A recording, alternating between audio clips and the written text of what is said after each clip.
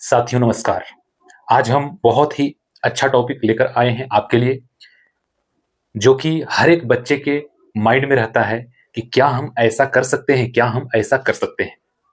उसी से रिलेटेड कुछ कुछ क्वेश्चन हमसे बच्चे पूछे हैं, तो मेरे को लगा कि ये सभी के लिए इंपॉर्टेंट होगा।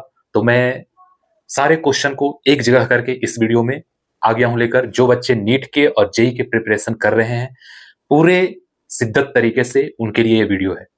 अगर आपको मन में कुछ दुविधा है कि हमें ये चीज नहीं करना है, जेई और नीट का प्रिपरेशन, तो वो बच्चे इस वीडियो को स्किप करके वो जा सकते हैं। क्लियर है? तो चलिए आइए स्टार्ट करते हैं। सबसे पहले कि जेई और नीट के परीक्षा में फिजिक्स को कैसे पढ़ें, है ना। सबसे पहला चीज आता है कि फिजिक्स को कैसे पढ़ें। तो हम बारीकी से लेंगे, कुछ क्वेश्चन हम नोट करके हम लेकर आए हैं। तो फिजिक्स को कैसे पढ़ें वो सेकंड टर्म में रखेंगे। फर्स्ट मेरा जो भी है क्वेश्चन वो मैं एक बार बता देता हूं कि कौन कौन सा क्वेश्चन हम लोग डील करने वाले हैं इस वीडियो में।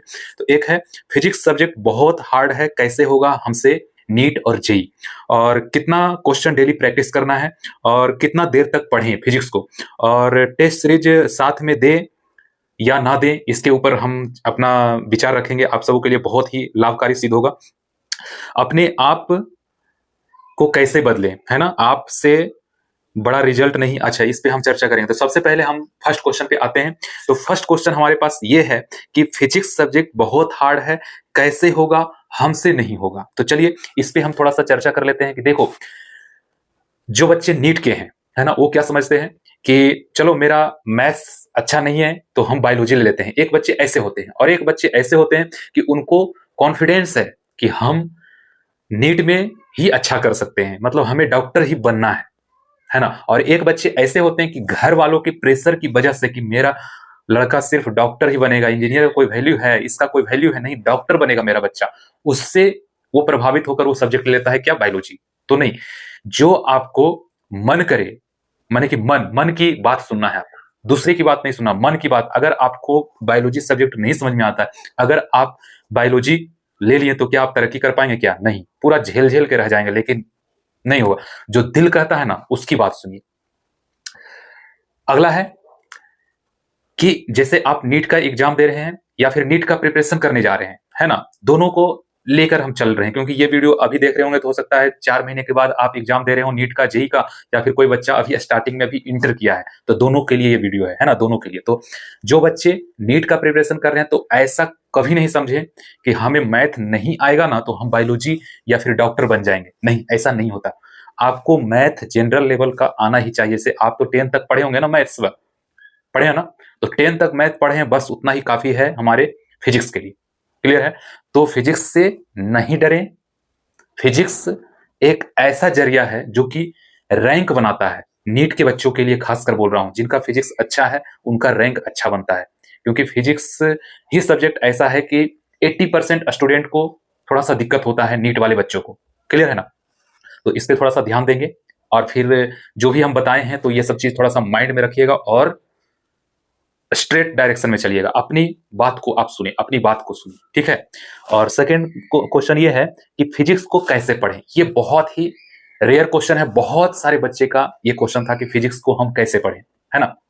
देखिए, मान लीजिए कि आज पहला क्लास है आपका, है ना, पहला क्लास। तो पहला क्लास है तो आप तो सिर्फ नोटबुक लेकर आएंगे, है ना, नोटबुक लेकर आएंगे पहला क्लास में कि आज तो नया नया कॉपी वगैरह लेके जाना है सर के पास में, हम पढ़ने जा रहे हैं। तो चलिए, नया कॉपी आ गया, पेन आ गया आपके पास, क्लास में इंटर ले लिए, क्लास में टीचर से भी पढ़ रहे हैं आप, ठीक है, पढ़ रहे हैं पूरा बोर्ड पर, एकदम पूरा माइंड को कंसंट्रेट करके एकदम रखें फिजिक्स में खास करके। उसके बाद फिर क्या है, जब क्लास इंड हुआ तो घर जाते हैं। मतलब क्लास इंड होने का मतलब ये कि तीनों सब्जेक्ट आप पढ़ लिए, चारों सब्जेक्ट आप पढ़ लिए। पढ़ लेने के बाद आफ्टर कोचिंग जब घर पे जाते हैं तो सारे सब्जेक्ट को निकालिए, जो भी आज पढ़ाया गया है सबको एक बार क्या कीजिए, रिवीजन कर लीजिए, ठीक है। रिवीजन करने में ज्यादा ज्यादा एक कॉपी को या फिर एक सब्जेक्ट को, एक कॉपी का मतलब यहां पे मैं बोल रहा हूं एक सब्जेक्ट को 10 से 15 मिनट में आप कर सकते हो, जो आज के दिन पढ़ाया गया है, ठीक है। वो चीज कर लिया, रिवीजन। रिवीजन करने के बाद जो भी होमवर्क मिला है वो बाद में खाना वाना खाने के बाद, या फिर आपको खेलना है तो खेलने के बाद ये सब कर सकते हैं। उसके बाद जब अगले दिन कोचिंग जाना है हमें, जैसे मान लीजिए कि 11 बजे से हमारा कोचिंग है, तो सुबह से पढ़ना है। जो भी होमवर्क दिया गया वो सब तो बना लिए होंगे, है ना। तो सुबह में क्या करना है कि चारों सब्जेक्ट या फिर 3 सब्जेक्ट, जो भी आपका सब्जेक्ट चलता है एक दिन में कोचिंग में, सभी सब्जेक्ट को निकालना है और रिवीजन कर देना है। जैसे मान के चलिए कि अभी एक क्लास हुआ है, सभी में एक क्लास हुआ है, तो एक एक क्लास का क्या करना है, रिवीजन कर लेना है। सभी सब्जेक्ट का रिवीजन किए बिना कोचिंग नहीं जाना है। तब रिवीजन करके जाना है, तब आपको पता चलेगा कि हाँ यहां तक सर पढ़ाए, इसके आगे हमको पढ़ाने का देखना है ना। तो फर्स्ट क्लास सेकेंड क्लास में गए तो तुम्हारा जो है बोझ कम रहेगा।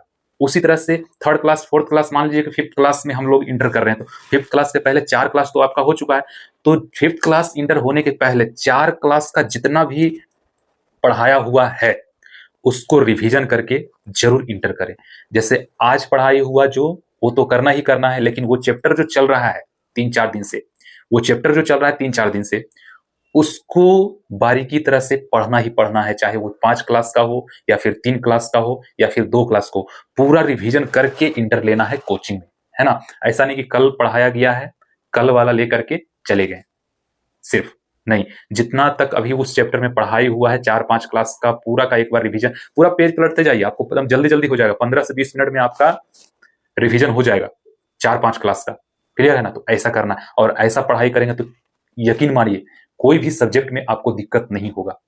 जाते के साथ रिवीजन और कोचिंग आने से पहले रिवीजन, ये जरूर करें, है ना।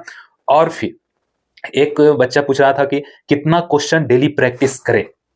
तो देखो, मैं फिजिक्स का टीचर हूं, तो मैं फिजिक्स में बताता हूं कि 30 से 35 क्वेश्चन, 30 से 35 क्वेश्चन इंक्लूडिंग क्लास का क्वेश्चन इंक्लूड करके 35 क्वेश्चन डेली का डेली आप लगाओ हर एक चैप्टर में। जैसे मान लो कि हमारा अभी straight line, motion in a straight line, motion in a plane, motion in a plane का बात कर लेता हूं, motion in a plane chapter चल रहा है ना, तो इसमें कम से कम तो मिनिमम से मिनिमम 200 क्वेश्चन तो आपको होना चाहिए कि मैं 200 क्वेश्चन इस चैप्टर में लगा चुका हूं, है ना। कम से कम 200 क्वेश्चन इतना होना चाहिए। तो इस तरह से आप प्रैक्टिस करेंगे। क्लियर है। कितना देर तक पढ़ें, देखिए कितना देर तक पढ़ें ये बहुत ही रेयर क्वेश्चन है। बहुत सारे बच्चे बताते हैं कि सर हमारा ऐसा हो गया, हमारा पढ़ाई नहीं हो पा रहा, मैंने कुछ कुछ कारण वो बताते रहते हैं। देखो बच्चों, आप पढ़ने के लिए आए हो, हंस के पढ़ो या फिर रो के पढ़ो, पढ़ना तो तुम ही है ना। आप कितना भी कहीं का भी काम कर लो, लेकिन आप स्टूडेंट हो तो आपका काम क्या है, आपका काम है कि पढ़ाई करना, स्टडी करना। अगर आप नहीं पढ़ाई करते, दूसरे का काम करते, घर का काम करते, पूरा का पूरा, लास्ट में साल के एंड में जब तुम्हारा रिजल्ट एग्जाम होगा, उसका रिजल्ट जब आएगा ना, तो सिर्फ रिजल्ट पेपर देखा जाएगा कि क्या इसका आया है। वहां पे नहीं देखा जाएगा कि इतना साल में, इतने पिछले साल में बहुत ही ये सब हमारा काम करके दिया है भाई, तो माफ कर दो। नहीं, डायरेक्ट बोलेंगे ये नहीं पढ़ा है तो नहीं पढ़ा है। क्लियर है ना। तो ऐसा होता है। तो पढ़ना है आपको, हंस के पढ़ें या फिर रोकर पढ़ें। क्लियर है। पढ़ाई का शेड्यूल देखो, जो सब्जेक्ट ज्यादा हार्ड लगता है आपको उस पर ज्यादा टाइम देना है, बस इतना माइंड में रखना है। और कम से कम, जैसे नीट का और जेई का आप प्रिपरेशन कर रहे हैं, तो कम से कम तो 8 घंटा आपको डेली बेसिस पे पढ़ना चाहिए। डेली 8 घंटा सेल्फ स्टडी होना चाहिए। सेल्फ स्टडी तो दुनिया का कोई नहीं रोक सकता है आपको सिलेक्शन से कोई नहीं रोक सकता है। बात समझिएगा, बात थोड़ा सा गौर से समझिएगा, ठीक है।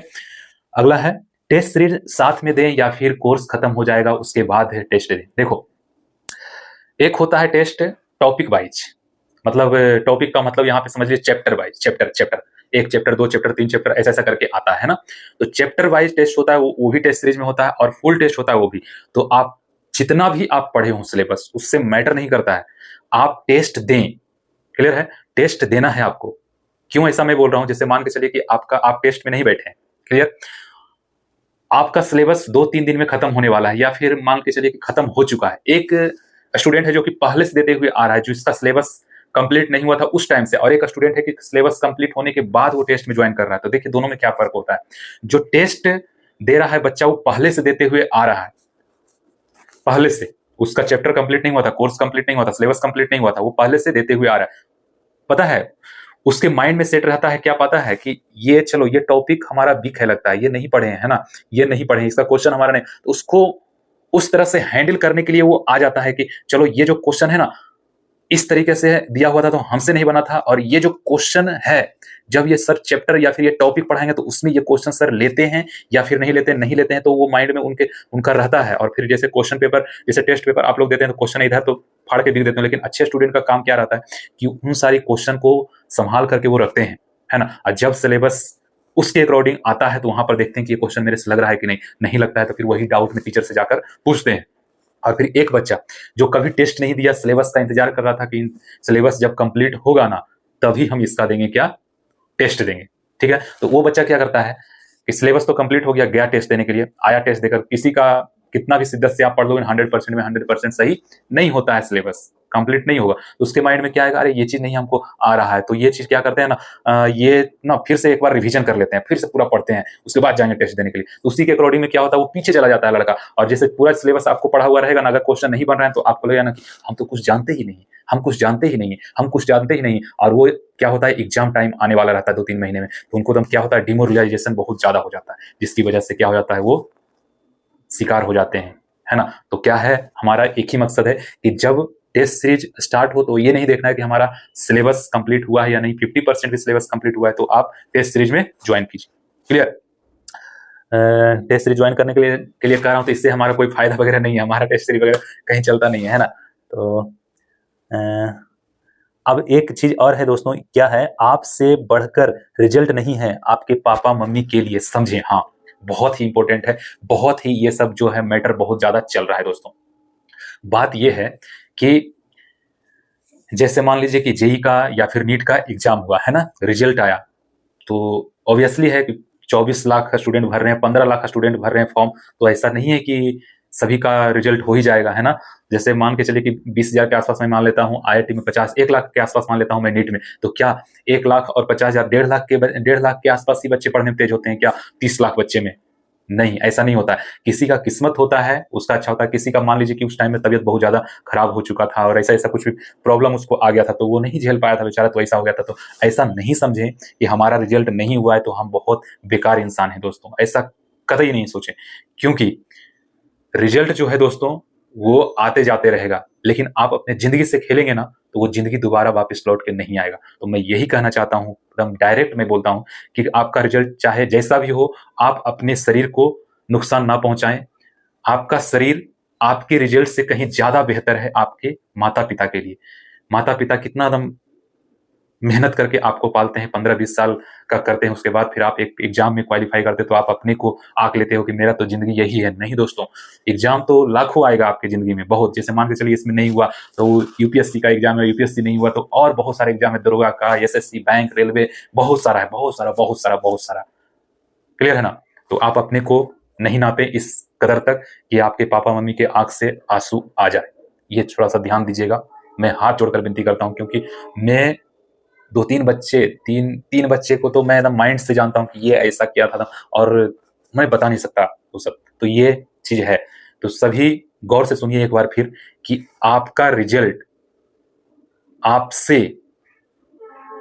ज्यादा महत्व नहीं रखता है आपके मम्मी पापा के लिए, ध्यान रखिएगा दोस्तों। तो अच्छा लगा है वीडियो दोस्तों तो जरूर से जरूर अपने दोस्त मित्र को शेयर करें ताकि वो भी थोड़ा बहुत ज्ञान इस वीडियो से ले सकें। और ये चैनल बहुत न्यू है तो आप सपोर्ट जरूर से जरूर कीजिएगा, है ना, जरूर से जरूर करें। तो बस इस वीडियो में इतना ही, तब तक के लिए जय हिंद।